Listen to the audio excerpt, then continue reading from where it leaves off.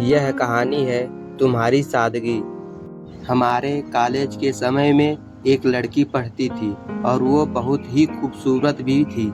मीना की बड़ी बड़ी नीली आंखें बेहद खूबसूरत लगती थी।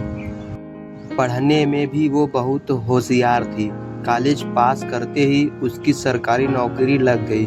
बिल्कुल अपनी आंखों की तरह उसका व्यवहार भी बहुत सादगी भरा था। शायद इसी वजह से वो घर तो क्या गली मोहल्ले में भी सबकी लाडली थी। बच्चों से लेकर बड़े बुजुर्ग तक उसकी प्यारी बातों से खुश हो जाते थे। हर कोई उसे कहता, तेरी सादगी ही तेरी पहचान है मीना। लेकिन मीना अक्सर एक बात को लेकर बहुत परेशान हो जाती थी।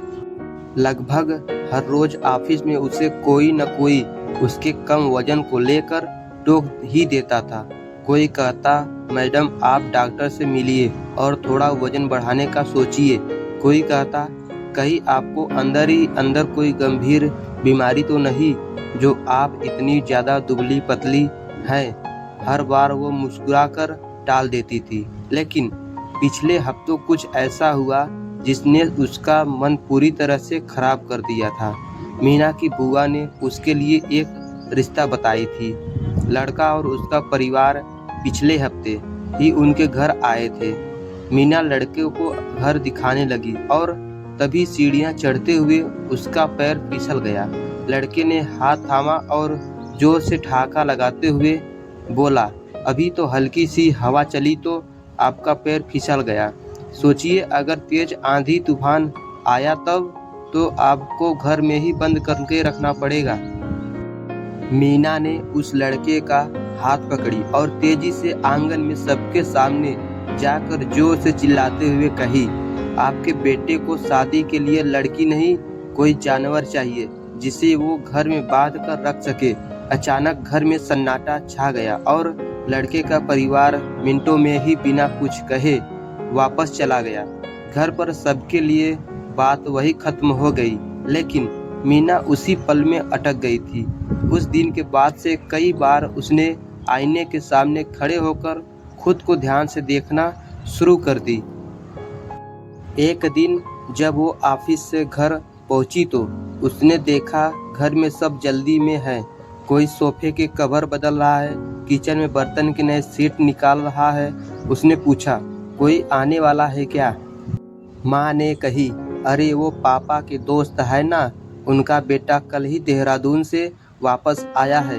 तो माँ के इतना कहते ही मीना ने कही, माँ फिर से वही सब, मेरा दिल दुखाने का कोई मौका मत छोड़ना आप लोग। माँ कुछ कहती उससे पहले ही डोर बेल बज गई। मीना भागकर अपने कमरे में चली गई। थोड़ी देर बाद पापा मीना को बुलाने आए। वह बाहर आई, जैसे ही उसकी नज़र लड़के पर पड़ी उसने देखी वो उसे लगातार देखे ही जा रहा था। मीना ने मन ही मन सोचा, लो अब ये भी इतने गौर से देख रहा है, पक्का थोड़ी देर में मेरे वजन को लेकर ताना मारेगा। छत पर घूमते हुए उन दोनों ने काफी देर तक बातें की और उन बातों में कहीं भी मीना के वजन का जिक्र भी नहीं था। बातों के बीच लड़के ने मीना को ध्यान से देखते हुए कहा, पहली बार किसी ऐसी लड़की से मिल रहा हूँ जो इतनी सादगी से तैयार हुई है। ना मेकअप, ना हेयर स्टाइल और ना ही स्टाइलिश कपड़े, फिर भी आप बहुत अच्छी लग रही हैं। मीना ने कही, सच बताऊँ तो मैं खुद पहली बार किसी ऐसे लड़के से मिल रही हूँ जिसने मेरे वजन को लेकर अब तक मुझे नहीं टोका।